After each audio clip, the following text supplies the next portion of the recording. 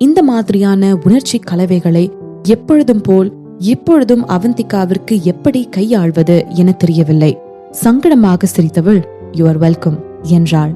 அவளின் சங்கடத்தை புரிந்து கொண்ட அமர், "அவந்திகா வா, வந்து சாப்பிடு, உனக்காக தான் எல்லாரும் வெயிட் பண்ணிட்டு இருந்தோம்" என்று கூற, "ஆமா அவந்தி, வாடா வா, பாரு எல்லாத்தையும் நான் ரெடி பண்ணிட்டேன்" சந்தோஷமாக அழைத்தார் அருண்மொழிநாதன். "அக்கா வாங்க" என்றபடி அவந்திகாவின் கையை பிடித்து இழுத்து கொண்டு நடந்தான் அருண். அங்கே மேசை முழுக்க உணவு பதார்த்தங்களால் அடைத்திருந்தது.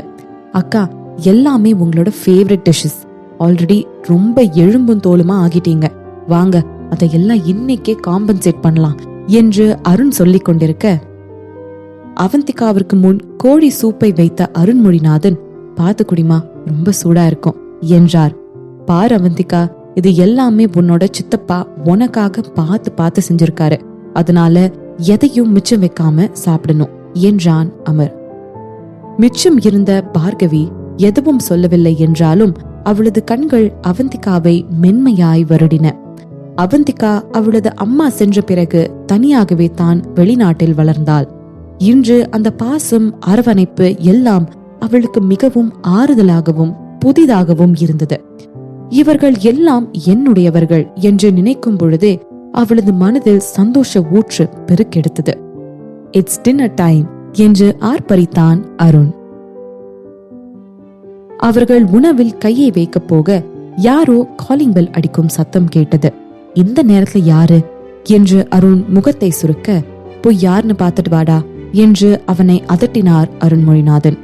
அருண் சென்று கதவை திறந்த பொழுது அங்கே ரவியை பார்த்ததில் ஆச்சரியமாகி நின்று விட்டான். ரவிக்கு பின் மிதுனும் இருந்தான். அந்த 2 நெடிய கம்பீரமான ஆண் மகன்களும் உள்ளே நடந்து வர அங்கு இருந்த எல்லோரது கவனமும் இவர்கள் மீது குவிந்தது. அவர்கள் யாருக்கும் மிதுன் யார் என்று தெரியவில்லை. ரவியை மட்டுமே தெரிந்தது. ஆனால் அவனும் ரவியின் சாயலில் இருந்ததினால் அவனும் ரவியின் குடும்பத்தினருள் ஒருவன் போலும் என்று நினைத்து கொண்டனர். ரவியின் பார்வை அவந்திகாவின் மீது மட்டுமே இருந்தது. காலையில் தான் அவர்கள் இருவரும் பார்த்திருந்தார்கள். ஆனால் அதற்குள்ளாகவே பார்த்து பல வருடங்கள் கழித்து பார்ப்பது போல் அவனுக்குள் ஒரு உணர்வு. அவந்திகாவின் பக்கம் போக போக அவனது இதயம் துடிக்கும் சத்தம் அவனுக்கே கேட்டது. "எப்படி இருக்கீங்க சின்ன மாமா? உங்களை பார்த்ததுல ரொம்ப சந்தோஷம்" என்றான் ரவி சிரித்த முகத்துடன். "நல்லா இருக்கேன்பா" என்று அவர் அடுத்த வார்த்தையை கூற வரும் முன், "ஹாய் சின்ன மாமா, நைஸ் டு மீட் யூ" ஆர்ப்பாட்டமாக சொன்னான் மிதுன். "வணக்கம்பா, நீ?" என்று அவர் இழுக்க, "நான் மிதுன், மிதுன் சந்திரன். ரவி அண்ணா எனக்கு பெரியப்பா பையன், நீங்க என்ன மிதுன்னே கூப்பிடுங்க" என்றான். "ஓ சரிப்பா" மென்மையாக சிரித்தார் அருண்மொழி. "என்ன திடீர்னு 2 பேரும் இங்க என்று கேட்டாள் அவந்திகா. இயல்பாக அவள் அருகே அமர்ந்த ரவிச்சந்திரன், "மிதுன் உன்னை பார்த்து பர்சனலா தேங்க் பண்ணணும்னு நினைச்சான், அதான் அவனை கூட்டிட்டு அப்படியே நானும் வந்தேன். ஆனா டின்னரை டிஸ்டர்ப் பண்ணதுக்கு சாரி" என்றான் ரவி. "ஆனா அண்ணி, நானும் அண்ணனும் இன்னும் சாப்பிடவே இல்ல, அதனால இதுவும் நல்லதுதான்" என்றபடி அவந்திகாவின் மறுபக்கம் இருந்த சேரில் அமர்ந்தான் மிதுன். அவனை பார்த்து புருவத்தை சுருக்கிய அவந்திகா, "என்ன பேர் சொல்லியே கூப்பிடு மிதுன்" என்றாள். "அது எப்படி அண்ணி? நான் உங்களுக்கு மரியாதை கொடுக்கலனா என்ன கொல்லவும் சிலர் தயங்க மாட்டாங்க இல்லனா" என்று ரவியை பார்த்து ராகமாக இழுத்தவனின் முகத்தில் கள்ளச்சிரிப்பு இருந்தது. "இதுக்கும் எனக்கும் எந்த சம்பந்தமும் இல்லை" என்பது போல் தோலை குலுக்கினான் ரவி. உண்மையாலுமே இது எல்லாம் மிதுனின் விளையாட்டுதான். இதற்கும் ரவிக்கும் எந்த சம்பந்தமும் இல்லை. "அண்ணி, நாங்களோ உங்க கூட டின்னருக்கு ஜாயின் பண்ணிக்கலாமா?" என்று அவந்திகாவை பார்த்து கேட்டவன் அவள் பதில் சொல்லும் முன்பே அருண்மொழியிடம் திரும்பி, "சின்னமாமா, உங்க ஃபேமிலி டின்னரை டிஸ்டர்ப் பண்ணதுக்கு ரொம்ப சாரி. நாங்களும் இதுல ஜாயின் பண்ணா உங்களுக்கு ஏதும் பிரச்சனை இல்லையா?" என்று அவன் கேட்க, "அதெல்லாம் எதுவும் இல்லப்பா, இரு நான் போய் உங்களுக்கும் சேர்த்து தட்டு எடுத்துட்டு வரேன்" என்றபடி சந்தோஷமாக சமையல் அறைக்கு சென்றார் அருண்மொழி. மிதுனை ரவியால் மட்டும் அல்ல, யாராலும் கட்டுப்படுத்த முடியவில்லை போலும். மறுபக்கம் அருணோ காதில் புகை வராத குறையாக நின்று கொண்டிருந்தான். இப்படி மிதுன் தனது இடத்தை பறித்துக் கொள்வதை அவன் விரும்பவில்லை. ரவியும் மிதுனும் அவந்திகாவின் இரு பக்கமும் அமர்ந்திருந்தார்கள். இப்பொழுது அவன் எங்கு போய் அமர்வதாம்? அவனுக்கு அவனது அக்கா அவந்திகா பக்கத்தில்தான் எப்பொழுதும் அமர வேண்டும். இவனது போட்டியாளனான மிதுனை தனது தந்தை சந்தோஷமாக வரவேற்றதில் மிகுந்த மனவேதனைக்கு உள்ளானான் அருண். விரைவாகவே ரவிக்கும் மிதுனுக்குமான தட்டை எடுத்துக்கொண்டு அருண்மொழி வந்துவிட அதை வாங்கிக் கொண்ட ரவி அவந்திகாவிற்கு பரிமாறினான். அவன் பரிமாறுவது ஏற்கனவே அந்த அனுபவத்தை அவன் பெற்றிருப்பதை பறைசாற்றியது. அவனது இந்த வெளிப்படையான காதல் அங்கு இருந்த காற்றில் அசௌகரியத்தை ஏற்படுத்தியதை யாரும் மறுப்பதற்கு இல்லை. அருண்மொழி இவர்களை நடுநடுவே கள்ள பார்வை போட்டு பார்த்து கொண்டிருக்க அதையெல்லாம் கண்டு கொள்ளாதது போல் பாசாங்கு செய்தபடி அவந்திகாவின் தட்டை நிரப்புவதிலேயே மும்முரமாக இருந்தான் ரவிச்சந்திரன். அவந்திகாவிற்கு இவனது செயல்கள் சங்கடத்தை ஏற்படுத்த, போதும் நானே போட்டு சாப்பிட்டுக்கிறேன் என்றாள். சரி என்றவன், நல்லா சாப்பிடுடி, ரொம்ப வெயிட் குறைஞ்சு போச்சு என்று அவன் கூற சட்டென இருமிய அருண், அக்காக்கு நீங்க எதுக்கு நன்றி சொல்லணும், என்ன விஷயம் அது என்று கேட்டான். அண்ணி எனக்கு ரொம்ப பெரிய உதவி பண்ணியிருக்காங்க, அதுக்கு பர்சனலா பார்த்து நன்றி சொல்லதான் நான் வந்தேன் என்றான் மிதுன். என்ன உதவி என்று அருண் கேட்க, அது ஒர்க் சம்பந்தமானது என்று சொன்னவன் அவந்திகாவிடம் திரும்பி, அண்ணி யூ ஆர் ட்ரூலி இம்ப்ரெசிவ் என்றான். அஃப்கோர்ஸ் எங்க அக்கா தான் என்னோட ஐடல், பெருமையாக அறிவித்தான் அருண். அண்ணி இப்போல இருந்து எனக்கு நீங்க ஐடல் தான் என்றான் மிதுன். அவனை புருவம் சுருங்க பார்த்தவள், என் பேர் சொல்லி கூப்பிடு மிதுன் என்றாள். இடவலமாக தலை அசைத்தவன், அது எப்படி அண்ணி, இது மரியாதையா இருக்காது, நீங்க என்னோட இதயத்துல என்னைக்குமே என்னோட அண்ணி தான், இல்லனா நான் வேணும்னா உங்களை அக்கான கூப்பிடவா என்று கேட்டு வைத்தான் மிதுன். இதை கேட்டு பொங்கி எழுந்த அருண், ஆனா அவங்க என்னோட அக்கா என்றான். அவனது பொறாமை எல்லையை கடந்து கொண்டிருந்தது. அதோட என்னோட அண்ணியும் தான் என்றான் மிதுன். இப்பொழுதே மிதுனை இந்த வீட்டை விட்டு துரத்தி அடிக்க வேண்டும் என்று ஆவல் எழுந்தது அருணுள். அதெப்படி இவன் என்னோட அக்காவை திருடலாம்? இதை பார்த்து கொண்டிருந்த ரவிக்கு இவர்களது பேச்சு எல்லாம் சிறுபிள்ளைத்தனமாக தெரிந்தது. ஏனென்றால் அவந்திகா என்றுமே அவனுக்கு மட்டுமே சொந்தமானவள் என்பதுதான் அவனது கருத்து. தன் மீதான ரவிச்சந்திரனின் பார்வையை வெகு நேரம் கண்டும் காணாததும் போல் இருக்க முடியாத அவந்திகா, நன்றி சொல்றது தவிர வேற ஏதாச்சும் விஷயமா இங்க வந்தீங்களா என்று கேட்டாள் அவந்திகா. சில விஷயங்கள் உன்கிட்ட டிஸ்கஸ் பண்ணணும், ஆனா அதெல்லாம் டின்னர் முடிச்சோடனே வச்சுக்கலாம் என்றான் அவன். அப்ப சீக்கிரமா டின்னர் முடிச்சிடலாம் என்று சொல்லிவிட்டு கடகடவென சாப்பிட ஆரம்பித்தாள் அவந்திகா. அவளுக்கு இந்த சங்கடமான சூழ்நிலையில் இருந்து எப்படியாவது விடுபட வேண்டும். சாப்பிட்டு முடித்தவள் ஸ்பூனை கீழே வைத்துவிட்டு, என்னோட ஸ்டடி ரூமுக்கு வாங்க, நம்ம டிஸ்கஷனை அங்க வச்சுக்கலாம் என்று விட்டு எழுந்து நடக்க ஆரம்பித்தாள். அவன் சாப்பிட்டானா என்பதை பற்றியெல்லாம் அவள் எந்த கவலையும் கொள்ளவில்லை. இயல்பாகவே ரவியும் ஸ்பூனை மேசையில் வைத்துவிட்டு அவந்திகாவை பின்தொடர்ந்தான். இன்னும் சாப்பிட்டுக் கொண்டிருந்த மிதுனும் அவனது ஸ்பூனை வைத்துவிட்டு மாடி படிக்கட்டுகளை நோக்கி ஓடினான். அருணும் அவர்களுக்கு பின் செல்லலாம் என்று நினைத்தான் தான். ஆனால் ஏனோ அவன் அங்கு சென்றால் அவந்திகா அவனை துரத்தி விட்டு விடுவாள் என்று தோன்றியது அவனுக்கு. இதுவரை அவந்திகாவின் உலகம் அவளது குடும்பத்திற்குள் அடங்கிவிட்டு இருந்தது. ஆனால் இப்பொழுது அது இன்னும் விரிவடைந்து இருப்பதை நினைத்து அருணுக்கு ஒரு புறம் சந்தோஷமாக இருந்தாலும் அவனது அக்காவை அவனிடம் இருந்து பறித்துக் கொள்வார்களோ என்ற பயமும் அவனிடம் முளைவிட்டு இருந்தது. ரவியும் மிதுனும் அவந்திகாவை எந்த அளவு நேசிக்கிறார்கள் என்று அவன் கண்களுக்கு நேராகவே தெரிகின்றதே. என்னதான் மிதுன் அவந்திகா மீது கொண்ட நேசமும் ரவி கொண்ட நேசமும் வேறு வேறு வகையை சார்ந்தது என்றாலும் இது இரண்டுமே அருணுக்கு சகிக்கவில்லை. சோரை கையில் அள்ளி வாய்க்குள் போட்டு கோபமாக மென்று கொண்டிருந்த அருணுக்கு அங்கே இன்னொருவனும் அவனை ஒத்த மனநிலையில் தான் இருக்கிறான் என்று புரியவில்லை. அது அமர் பிரஜித். அவனுக்குள்ளும் கோபம் இருந்தது. ஆனால் அது அவனுக்கே அவன் மீதான கோபம். அவந்திகாவின் வாழ்வில் இடம்பெறும் அளவிற்கு அவன் தகுதியானவன் இல்லை என்று தெரிந்தாலும் அவள் மீது கொண்ட நேசம் அதற்கு ஆசைப்படுகிறதே என்று நினைத்து கொண்டிருக்கும் போதே தன் மீதான கோபம் அமருள்.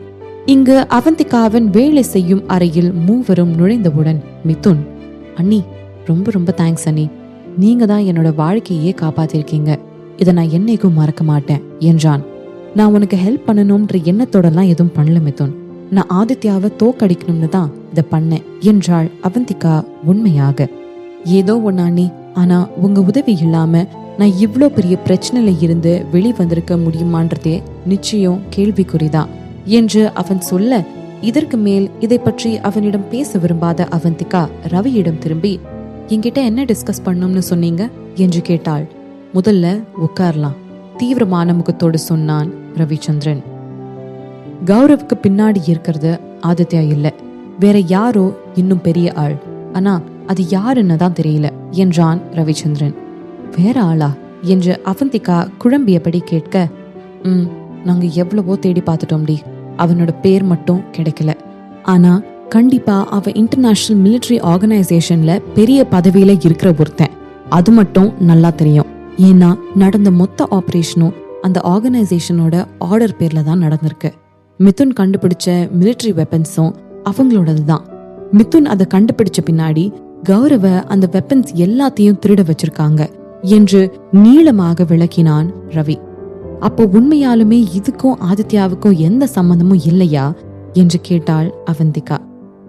எனக்கு அப்படிதாண்டி தோணுது. அதே நேரத்துல இந்த கௌரவ் என்ன சொல்றான்னா, அவனுக்கே இந்த திட்டத்துக்கெல்லாம் மேல இருக்கிற பாஸ் யாருன்னு தெரியல. இந்த திட்டம் எல்லாத்தையும் அந்த அவனோட பாஸ் முகத்தை காட்டாமையே பண்றான். அதாவது அந்த ஆர்கனைசேஷன்ல நிறைய ஆளுங்க இருக்காங்க, அவங்க எல்லாரும் அவங்களோட திட்டத்துக்கு எல்லாம் பாஸ் யாருன்றத தெளிவா மறைச்சு பண்றாங்க. அப்படி பார்த்தா அவங்க எல்லாரும் அந்த பாஸ்க்கும் கௌரவுக்கும் நடுவுல நிறைய ஏஜென்ட்ஸா தான் ஆக்ட் பண்றாங்க. அதனால அந்த கௌரவோட ஏஜென்ட்ட பிடிச்சாலும் அவங்களுக்கும் அவங்க பாஸ் யாருன்னு தெரியாது என்று ரவி முடிக்க, அப்போ ஆதித்யா செங்கப்பா தான் பாஸா இருப்பானோ என்ற சந்தேகத்தை முன்வைத்தாள் அவந்திகா. ஏன்னா இந்த ஆபரேஷன் டைரக்டா சந்திரன் குடும்பத்தை தான் பாதிக்குது. அப்படி பார்த்தா நிறைய தடவை ஆதித்யா தான் சந்திரன் குடும்பத்தை எதிர்த்து நின்றுருக்கான் என்று தனது சந்தேகத்திற்கான காரணத்தையும் கொடுத்தாள் அவந்திகா. இருக்கலாம், ஆதித்யா இத்தனை இல்லீகல் ஆக்டிவிட்டிஸ பண்ணுவான்னு யாரு கண்டா? அவனுக்கு எதிரா ஆதாரம் மட்டும் கிடைச்சிச்சுன்னா அப்புறம் மொத்தமா முடிஞ்ச அவன் சிறு குரலில் சொன்னான். ஆனா நம்மளால எந்த ஆதாரத்தையும் கௌரவ் மூலமா கண்டுபிடிக்கவே முடியலையே. ஒருவேளை அவங்க 2 பேரும் நேருக்கு நேரா பாத்திருந்தாலாச்சும் கௌரவ் கிட்ட இருந்து உண்மையா வாங்கியிருக்கலாம். ஆனா நீங்க தான் இப்படி ஏஜென்ட் நடுவுல ஆக்ட் ஆகுறாங்கன்னு சொல்லிருக்கீங்களே என்று அவள் நொந்து கொள்ள, அதுக்காக தான் நான் இன்னைக்கு இங்க வந்தேன். விஷயம் என்னன்னா, நான் கொஞ்ச நாளைக்கு வெளிநாடு போறேன் என்று ரவி சொல்ல கேட்ட அவந்திகாவின் கண்களில் அதிர்ச்சி. இந்த ஆர்கனைசேஷனை பத்தி பர்சனலா இன்வெஸ்டிகேட் பண்ண போறீங்களா என்று கேட்டாள் சிறு பதப்பதைப்புடன். அவள் கண்டு கொள்வாள் என்று யூகித்திருந்த ரவி ஆம் என்பது போல் தலை அசைத்தான். இந்த ஒரு வழியில மட்டும்தான் ஆதித்யாவோட திருட்டுத்தனத்துக்கெல்லாம் ஆதாரத்தை கண்டுபிடிக்க முடியும். ஒருவேளை இந்த இன்வெஸ்டிகேஷன்ல ஆதித்யா தான் எல்லா பிரச்சனைக்கும் மூலம் இல்ல, அதாவது பாஸ் இல்லைன்னு தெரிய வந்துச்சுனாலும் நான் இதுல அதுக்கப்புறமா இன்னும் ஆழமா இறங்கி ஆகணும். ஏன்னா அவங்க டார்கெட் பண்றது நம்ம சந்திரன் குடும்பத்தை என்றான் யோசனை நிரம்பிய கண்களோடு. நீங்க கண்டிப்பா தனியா தான் போயாகணுமா? எத்தனை முயற்சி செய்தும் அவளது குரலில் உள்ள அக்கறையை அவளால் மறைக்க முடியவில்லை. ரவி ஆய்வு நடத்த போகும் இடம் சட்டத்திற்கு மாறாக ஆயத்த கடத்தல்களை செய்யும் கூட்டம் இருக்கும் அமைப்பிற்கு. அது நிச்சயம் அவர்களுக்கு எதிராக வரும், இவனுக்கு பாதுகாப்பான இடமாக இருக்காது என்று அவந்திகாவிற்கு தெரியும். அதனால்தான் அவள் அப்படி கேட்டாள். அவளது குரலில் இருந்த அக்கறையை புரிந்து கொண்டவனின் முகத்தில் ஒரு இளநகை தோன்றியது. நான் போய் தான் ஆகணும். நானே பர்சனலா அங்க போனாதான் அந்த ஆர்கனைசேஷனை பத்தி தெரிஞ்சுக்கிட்டு அதுக்கு எதிரான சில ஆதாரங்களை சேகரிக்க முடியும் என்றான் ரவி. எப்ப கிளம்புறீங்க? நேராக விஷயத்திற்கு வந்தாள் அவந்திகா. இன்னும் 2 நாள்ல என்றான் அவன். தலை அசைத்தவள், நீங்க இந்த ஆர்கனைசேஷனை பத்தி தேவையான முக்கிய விஷயங்கள் மட்டும் தெளிவா தெரிஞ்ச பின்னாடி மத்த எல்லா வேலையும் என்கிட்ட விட்டுடுங்க என்றாள் அவந்திகா. இதை கேட்டு தனது புருவங்களை உயர்த்திய ரவிக்கு அவந்திகா சொல்லாமல் விட்ட விஷயங்களும் புரிந்தது. ஓகே, அவளது உதவியை ஏற்றுக்கொண்டான். ஆனால் இவ்வளவு நேரம் அவர்கள் பேசுவதெல்லாம் புரிந்த மிதுனிற்கு அவர்கள் கடைசியாய் பேசியது புரியாமல் போக, அண்ணி எல்லா வேலையையும் உங்ககிட்ட விட்டுடுறதுனா என்ன சொல்ல வரீங்க? இப்போ அதுக்கப்புறம் ஆதித்யா தான் உண்மையான பாஸ்னு உங்களால கண்டுபிடிச்சிட முடியுமா என்று மிதுன் கேட்க, அதேதான் என்று தலை அசைத்தாள் அவந்திகா. உண்மையாவா என்று கேட்டவனின் கண்கள் அகலமாக இருந்தன.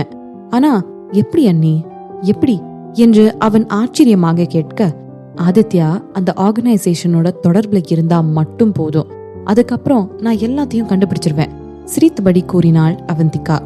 கணினியும் இணையமும் இருக்கும் வரையில் எந்த நவீன உலகத்தில் பரிமாறிக்கொள்ளப்படும் எந்த விஷயமும் அவந்திகாவிடம் இருந்து தப்ப முடியாது. மிதுனுக்கும் அவந்திகாவின் கணினி அறிவை பற்றி தெரிந்து இருந்ததனால் அவந்திகா என்ன சொல்ல வந்தாள் என்று அவனால் புரிந்து கொள்ள முடிந்தது. இப்பொழுது அவந்திகாவை பார்த்தவனின் கண்கள் மிதம் மிஞ்சிய பாராட்டும் ஆச்சரியமும் அவளது அறிவு மீதான ரசிப்பும் தெரிந்தது. மிதுன் அவளது அறிவை ரசிப்பதில் அவளது கண்களில் எந்த பெருமையும் தெரியவில்லை. ஆனால் அவந்திகாவை பார்த்து கொண்டிருந்த ரவியின் கண்களில் அவள் மீதான பெருமை தெரிந்தது. அவந்திகாவோட அறிவு நம்ம கற்பனைகளுக்கு எல்லாம் அப்பாற்பட்டதா இருக்கும்டா. நான் இங்க இல்லாத சமயத்துல நீ அவளுக்கு வேணும்ன்றது எல்லாம் பண்ணி கொடுக்கணும், சரியா என்று கேட்டான் ரவி. கண்டிப்பானா என்று கூறிவிட்டு இன்னும் சில பேச்சுகளுக்கு பிறகு மிதுனும் ரவியும் கிளம்ப தயாரானார்கள். விடை பெறும் முன், இப்போ மாதவன் குடும்பம் நம்ம குடும்பத்தை எந்த மாதிரியான கண்ணோட்டத்துல பாக்குறாங்கன்னு எனக்கு தெரியலடி.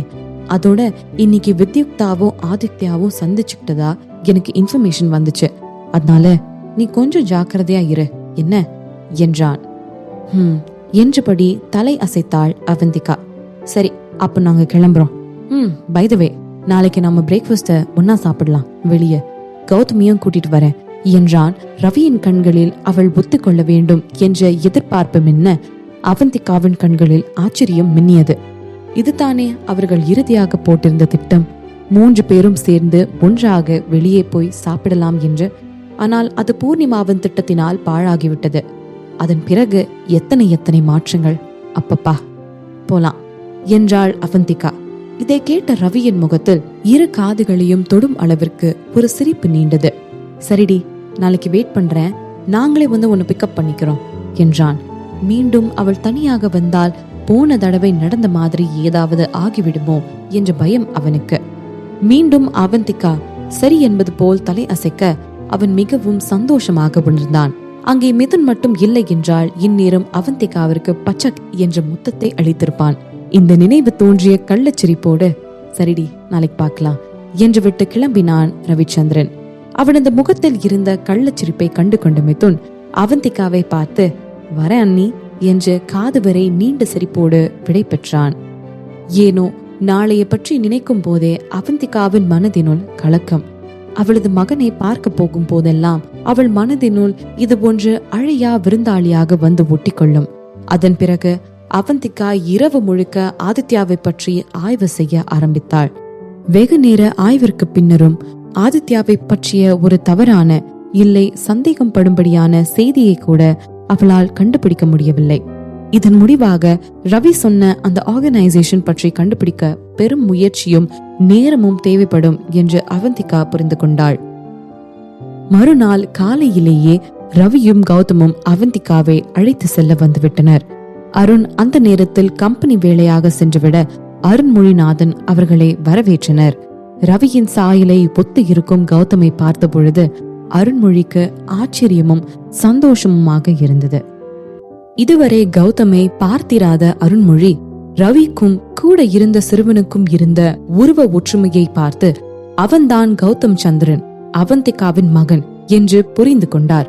கௌதம் கண்களில் ஆச்சரியத்தோடு கேட்டார் அருண்மொழி.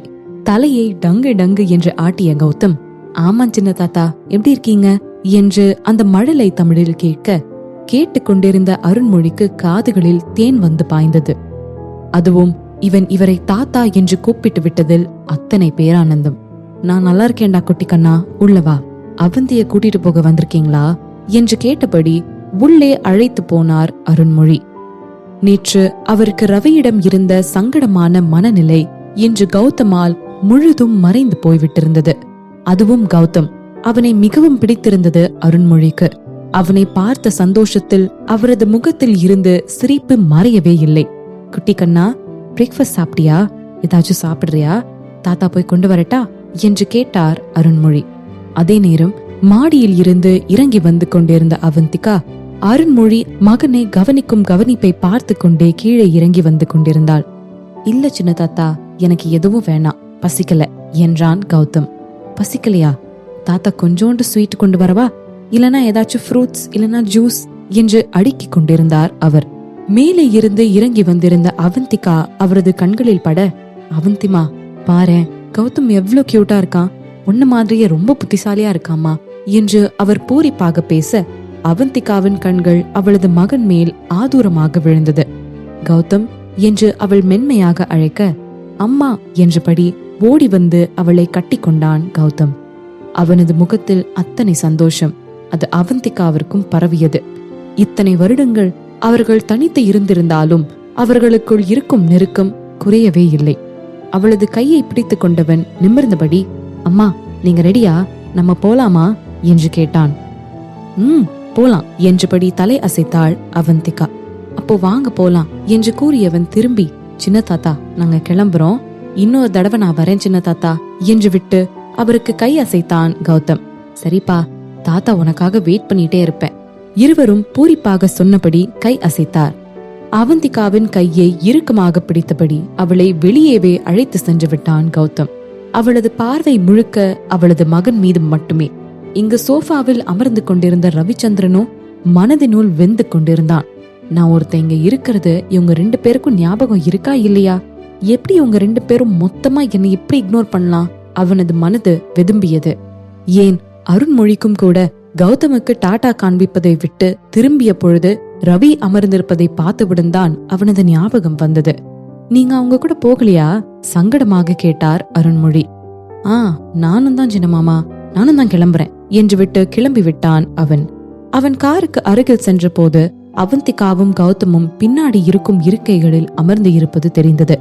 அவர்கள் இருவரும் சந்தோஷமாக ஏதோ உரையாடி கொண்டிருந்தார்கள்.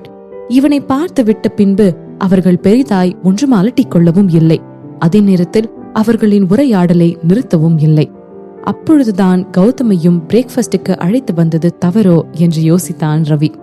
ரவிக்கோ அவந்திகாவின் அருகில் அமர வேண்டும் போல் இருந்தது. அவனும் உள்ளே போய் அமர்ந்த பின்பும் கௌதம் இவனுக்கு சிறிது இடைவேளை கொடுக்க என நகரவே இல்லை. இன்னும் சொல்ல போனால் தனது இடுப்பை நகர்த்தி இன்னும் ரவியை வெளியே தள்ளியபடி அமர்ந்தான் கௌதம். ரவியின் கடுப்பான முகத்தை எல்லாம் கண்டு கொள்ளவே இல்லாத கௌதம், அம்மா உங்களுக்கு இப்போ உடம்பு சரியாகிடுச்சா என்று கேட்டுக்கொண்டிருந்தான். தனது மகனின் கேள்விக்கு தலை அசைத்த அவந்திகா, நான் இப்போ ரொம்ப நல்லா இருக்கேன் கௌதம் கண்ணா என்றாள். இந்த மாதிரி மறுபடியும் ஆகாதுலம்மா? அக்கறையோடு கேட்டான் அந்த வாண்டு. ஆகாது, சிரித்து கொண்டே தலை அசைத்தாள் அவந்திகா. சூப்பர், அப்ப நீங்க எப்பயும் என் கூடவே இருப்பீங்கல்ல என்று கேட்டான் அடுத்த கேள்வியை. கண்டிப்பா, அவன் கன்னத்தை பிடித்து கிள்ளிக் கொண்டே சொன்னாள் அவந்திகா. இப்பொழுது கௌதமின் சிரிப்பு இன்னும் அகலமானது. அம்மா, அப்போ எனக்கு ப்ராமிஸ் பண்ணித்தாங்க, நீங்க என்னைக்கும் என்னை விட்டு போக கூடாது, என் கூடயே தான் இருக்கணும் என்று கையை நீட்டியவாறு கேட்டான். நான் எப்பயும் உன் கூடவே தான் இருப்பேன், உன்னை விட்டு எங்கேயும் போக மாட்டேன், சத்தியம் செய்து கொடுத்தாள் அவந்திகா. அவளது விருப்பமும் அதுதானே, எப்பொழுதும் தனது மகனுடனே இருக்க வேண்டும் என்று. இதை கேட்டு கௌதம் குதூகலிக்க ரவியின் மனதும் குதூகலித்தது. அவந்திகா என்றுமே கௌதம் உடனேயே இருப்பாள் என்றால் அதன் அர்த்தம் ரவியுடனும் இருப்பாள் என்பதுதானே. நான் எப்பயும் உங்க கூடயே இருக்கணுமா? ஒருவேளை நீங்க அப்பாவை மறுபடியும் கல்யாணம் பண்ணிக்கலனாலும் நான் உங்க கூடயே இருந்துருவேம்மா. முகத்தை தீவிரமாக வைத்துக்கொண்டு அவந்திகாவின் கையை எடுத்து தனது கைகளுக்குள் வைத்துக் கொண்டு கூறினான் கௌதம். ஓகேடா கண்ணா என்று சிரித்தாள் அவந்திகா. இதையெல்லாம் பார்த்து கொண்டிருந்த ரவியின் புருவங்கள் சுருங்கின. இப்ப எதுக்கு இவ ஓகே சொல்றா?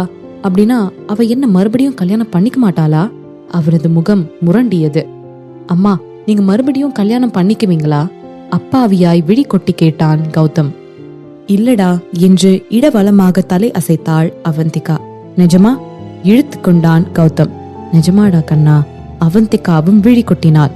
அப்போ நீங்க எப்பயும் எனக்கு மட்டும்தான், என்னோட அம்மா மட்டும்தான், சந்தோஷமாக அறிவித்தான் கௌதம். ஆமாண்டா வாண்டு என்றபடி கௌதமின் தலையை கலைத்தாள் அவந்திகா. அம்மா, நான் வளர்ந்த பின்னாடி உங்களை ரொம்ப நல்லா பாத்துப்பேன். அம்மா, அப்புறம் நீங்க என்று கௌதம் அடுத்த கேள்வியை ஆரம்பிக்க, போதுண்டா நிறுத்து. அவர்களின் உரையாடலை நடுவில் புகுத்தான் ரவி. எவன்டா அது என்ற பார்வையோடு திரும்பினான் கௌதம். ஏண்டா, என்னைக்காச்சும் 4 வார்த்தைக்கு ஜாஸ்தியா பேசிருக்கியா? இன்னைக்கு என்னடா இந்த இழு இழுக்கிற? வாய பார் வாய பாருடா, அறிவான ஆம்பளை என்னைக்கும் அதிகம் பேச மாட்டான் என்று அவன் சொல்ல, அப்பா நான் ஒன்னும் ஆம்பளை இல்ல, குட்டி பையன் என்று முகத்தை சுருக்கி கொண்டு சொன்னவன், அதோட நான் பேசிட்டு இருக்கிறத அம்மா கிட்ட, என்னோட அம்மா கிட்ட என்றான் மூக்கை சுருக்கி கொண்டு. டேய், அவ உன்னோட அம்மான்னு எனக்கு நல்லா தெரியும். ஆனா நான் உன்னோட அப்பா. நான் இல்லாம நீ வந்திருக்கவே முடியாதடா என்றான். ஆனா இவங்க என்னோட அம்மா. இவங்க ஸ்டமக்குள்ள இருந்துதான் நான் வந்தேன். அதோட என்னோட அம்மா கூட பேச எனக்கு நிறைய இருக்குப்பா என்றான். டேய், நீ குழந்தடா, உனக்கு அவகிட்ட பேச என்னடா இருக்கு? போய் முன்னாடி உட்காரு. பெரியவங்க எங்களுக்கு பேச நிறைய இருக்கு என்றான் உத்தரவாக. ஆனால் கௌதம் நகருவதாய் இல்லை. மாறாக நகர்ந்து சென்று அவந்திகாவின் மடி மீது ஏறிக்கொண்டான். இப்ப டிஸ்கஸ் பண்ணுங்க. நான் ஒருத்தன் இங்க இருக்கிற மாதிரியே தெரியாது என்று உதடு சுளித்தான் கௌதம். ரவி கௌதமை முறைக்க கௌதமை இன்னும் இறுக்கமாக அணைத்து கொண்ட அவந்திகா, இப்ப எதுக்கு முறைக்கிறீங்க? குழந்தைங்கன்னா அப்படிதான் என்று அவள் கூற, சட்டென்று ரவியின் முகத்தில் மேன்மை வந்து அமர்ந்து கொண்டது. இல்லடி, அவன் இப்படி மேனஸ் இல்லாம நடந்துக்கிறான் என்று அவன் சொல்லிக் கொண்டிருக்க, மேனஸ் இல்லாமையா? கௌதம் எப்போ மேனஸ் இல்லாம நடந்துக்கிட்டான்? அவன் எதுவுமே பண்ணலையே என்று அவள் புரியாமல் கேட்க, என்ன அவன் எதுவுமே பண்ணலையா? இந்த குட்டி சாத்தான் அப்பாவை மறுபடியும் கல்யாணம் பண்ணிக்கோங்கன்னு சொல்லலனாலும் பரவாயில்ல, நீங்க அப்பாவை கல்யாணம் பண்ணிக்கலனாலும் நான் உன் கூடவே இருப்பேன்னு சொல்லி அவ முடிவை என்கரேஜ் பண்றான். இந்த பையன் எப்படி சொல்வான்? ஆனா இவளுக்கு கௌதம் எந்த தப்புமே பண்ணலையாம் என்று இவன் சொல்லிக் கொண்டது எல்லாம் மனதின் உள்ளேயேதான். வெளியே சொல்லி அவந்திகாவிடம் வாங்கி கட்டி கொள்ளும் அளவிற்கு அவன் ஒன்று முட்டாள் அல்லவே. அதனால் பேச்சை மாற்ற நினைத்தவன், நான் மூவிஸ்க்கு 3 டிக்கெட் வாங்கியிருக்கேன், நாம ஏன் சாப்பிட்டு முடிச்சுட்டு அங்க படம் பார்க்க கூடாது என்று அவன் கேட்க, போலாம் என்றாள் அவந்திகா. கண்டிப்பாக செல்ல வேண்டும் என்ற நினைப்போடுதான் டிக்கெட்டையும் வாங்கி வந்திருக்கிறான். அப்படி இருக்க அவன் ஏன் போலாமா என்று வேறு கேட்க வேண்டும் என்பதே அவந்திகாவின் எண்ணம். செம்ம, அப்போ காலையில பிரேக்ஃபாஸ்ட் முடிச்சோனே நம்ம மூவிக்கு போலாம் என்று துள்ளிய ரவியின் உதடுகள் சிரிப்பால் வளைந்தன. அவன் அவந்திகாவுடனான டேட்டிங்கிற்கு மிகவும் ஆர்வமாக இருந்தான். ஆம், டேட் தான். அவனை பொறுத்தவரை இது அவளுடனான டேட் தான். இதுதான் அவனுக்கு டேட்டிங்கில் முதன்முறை என்பதால் அவன் வழக்கத்தையே பின்பற்றலாம் என்று முடிவு செய்தான். மிதுன் சொன்னதை வைத்து பார்த்த பொழுது முதலில் படம் பார்க்க போக வேண்டும், பின்னர் காஃபி ஷாப், அதன் பிறகு டின்னர், அதன் பிறகும் சுமூகமாக போனால் இருவரும் சேர்ந்து வீட்டிற்கோ இல்லை என்றால் ஹோட்டல் ரூமுக்கோ செல்லலாம். இதை கடைசியா இருந்ததை நினைக்கையில் ரவிச்சந்திரனின் புருவங்கள் முடிச்சிட்டன. அவன் மட்டும் இறுதியாக ரூமுக்கு செல்வதை பற்றி அவந்திகாவிடம் கேட்டால் நிச்சயம் அவனை கொன்று போட்டு விட்டுதான் வேறு வேலை பார்ப்பாள் என்பது நிச்சயம் என்பதால் இன்று படத்தோடும் உணவோடும் முடித்துக் கொள்ளலாம் என்று நினைத்து வைத்திருந்தான் ரவி. ஆங்கிலத்தில் சொல்வார்களே, Rome was not built in a day, அதுபோல்தான் காதலும் ஒரே நாளில் தோன்றிவிடாது என்று நினைத்து கொண்டான். ஆனால் எப்பொழுதுமே அவனது திட்டத்தை வீணடிக்க ஏதாவது ஒன்று நடப்பது போல் இப்பொழுதும் ஒன்று நடந்தது. அவர்களது கார் ஒரு உணவு திருவிழா நடக்கும் இடம் வழியாக ஊர்ந்து சென்று கொண்டிருந்தது. இந்த இடம் மிகவும் கூட்டமாக இருந்ததால் காரால் வேகம் எடுக்க முடியவில்லை. ஜன்னல் வழியாக இதை பார்த்த கௌதம், அம்மா என்ன இதெல்லாம் என்று ஆர்வமாக கத்தினான். அவன் இது போன்ற உணவு திருவிழாக்களை எல்லாம் பார்த்தது இல்லை. இதுதான் ஃபுட் கார்னிவல் கௌதம், இங்க நிறைய வகையான ஃபுட் ஐட்டம்ஸ் விற்பாங்க என்று விளக்கம் அளித்தாள் அவந்திகா. சாலைகளில் வைக்கப்பட்டிருந்த பல வகையான வண்ணங்களில் ஆன உணவுகளை பார்க்கும் பொழுது அவனது குழந்தை மனது கும்மி அடித்தது. அம்மா, நம்மளும் போய் இதெல்லாம் சாப்பிடலாமா? கண்கள் மின்ன கேட்டான் கௌதம். உனக்கு அதெல்லாம் சாப்பிடணுமா என்று கேட்டாள் அவந்திகா. ஆமா என்பது போல் வேகமாக தலை ஆட்டியவன், வாமா போய் சாப்பிடலாமா என்றான் ஆர்வமாக. அவன் இப்படி கொஞ்சி கேட்க அவந்திகாவால் மறுக்க முடியுமா என்ன? சரி வா போலாம் என்றாள் சிரித்து கொண்டே. இதையெல்லாம் கேட்டுக்கொண்டிருந்த ரவி, ஆனா நான் ரெஸ்டாரண்ட்ல புக் பண்ணிட்டேன் என்றான் முகத்தை சுருக்கி கொண்டு. அதான் ஆல்ரெடி புக் பண்ணிட்டீங்கல்ல, அப்புறம் அவசர அவசரமா போக தேவையில்ல, கொஞ்ச நேரம் கௌதம் இதெல்லாம் பார்க்கட்டும் என்றாள் அவந்திகா. அவள் இன்று வர ஒத்துக்கொண்டதற்கான முதல் காரணமே கௌதம் தான். அவள் எப்படி அவளது மகனின் வேண்டுகோளை தவிர்ப்பாள்? அதே போல் அவந்திகாவின் வேண்டுகோளையும் ரவியால் தவிர்க்க முடியாது. அண்ணா, காரை நிறுத்துங்க என்றான் ரவிச்சந்திரன். அவர்கள் காரில் இருந்து கீழே இறங்க முனையும் போது ரவியை பார்த்த கௌதம், அப்பா நீங்க இப்படியேதான் வரப்போறீங்களா? இப்படி வந்தா உங்களை எல்லாரும் கண்டுபிடிச்சிருவாங்க, அப்புறம் நம்மளால ஃப்ரீயாவே இருக்க முடியாது என்று யதார்த்தம் பேசினான் அவனது மகன். இன்று அவந்திகாவுடன் வெளியே செல்வதற்காக என்று பிரத்யேகமாக ஒரு கோட் சூட்டை போட்டு வந்திருந்தான் ரவிச்சந்திரன். அதன் விலை மட்டுமே பல லட்சங்கள். இதை போட்டுக்கொண்டு அவன் ஜனத்திரள் மத்தியில் சென்றால் இவனை அடையாளம் கண்டு கொள்ளாதவர்கள் கூட இவனது உடையை பார்த்து இவனையே தான் வெறித்து பார்ப்பார்கள். இதுக்காக தான் நான் நேரா ரெஸ்டாரண்ட்டுக்கு போலாம்னு சொன்னேன். அவனது மனது முணங்கியது. இதில் வேறு அவன் இவர்களுக்கு தனிமை வேண்டும் என்று கருதி மொத்த ரெஸ்டாரண்ட்டையும் புக் செய்து விட்டு வந்திருந்தான். அப்ப நீங்க கார்லயே இருக்கீங்களா? நான் கௌதம கூட்டிட்டு போயிட்டு வந்துடுறேன் என்று கேட்டாள் அவந்திகா. ஆமாம்பா, நானும் அம்மாவும் போயிட்டு வந்துடுறோம் என்று ஒத்து ஊதினான் கௌதம். எனக்கு வெளியே இருந்தெல்லாம் எந்த எதிரிகளும் வர தேவையில்லடா என்பது போல் கௌதமை பார்த்த ரவி நிமிர்ந்த போது கொஞ்ச தூரத்தில் இருந்த ஒரு ஆண்களுக்கான ஆடையகம் இருப்பதை பார்த்தான். சரி, நீங்க 2 பேரும் போயிட்டு இருங்க, நான் பின்னாடியே வந்துடுறேன் என்றவனின் பார்வை இன்னும் அந்த கடையின் மீதே இருக்க, அவனது பார்வை செல்லும் திக்கை பார்த்தவளுக்கு அவன் என்ன நினைக்கிறான் என்று புரிந்தது. சரி என்றபடி தலை அசைத்துவிட்டு காரில் இருந்த கௌதமோடு இறங்கினாள் அவந்திகா. அங்கிருந்த ஒவ்வொரு கடையை பார்க்கும் பொழுதும் கௌதமின் கண்கள் மின்னின. அங்கே ஒரு கடையில் இருந்த ஒரு உணவு பதார்த்தத்தை காட்டி, அம்மா, அத உங்களுக்கு சாப்பிடணும் போல இருக்கா என்றபடி கேட்டான் கௌதம். தனக்கு வேண்டும் என்று கேட்காமல் அவளுக்கு சாப்பிட வேண்டுமா என்று கௌதம் சொல்ல வருவதின் அர்த்தத்தை புரிந்து கொண்ட அவந்திகா, இதுதான் பாவ்பாஜி என்று சொன்னபடி அவனுக்கு ஒன்றை வாங்கி கொடுத்தாள் அவந்திகா. அதை முடித்ததும் அவன் அடுத்த பஞ்சு மிட்டாயை கை காட்ட அதன் பெயரை சொல்லி அவனுக்கு ஒன்றை வாங்கி கொடுத்தாள் அவந்திகா. அதை உண்டவனுக்கு அதன் இனிப்பு மிகவும் பிடித்திருந்தது. அதை அவந்திகாவிடம் நீட்டியவன், அம்மா, இத சாப்பிட்டு பாருங்களேன், டேஸ்டா இருக்கு என்றான். அதை குனிந்து ஒரு கடி கடித்தவள், ஆமா, செம்ம டேஸ்டா இருக்கு என்றாள் சிரித்துக்கொண்டே. அடுத்து அவன் ஒரு உணவை காட்டி வாங்கி தருமாறு சொன்னான்.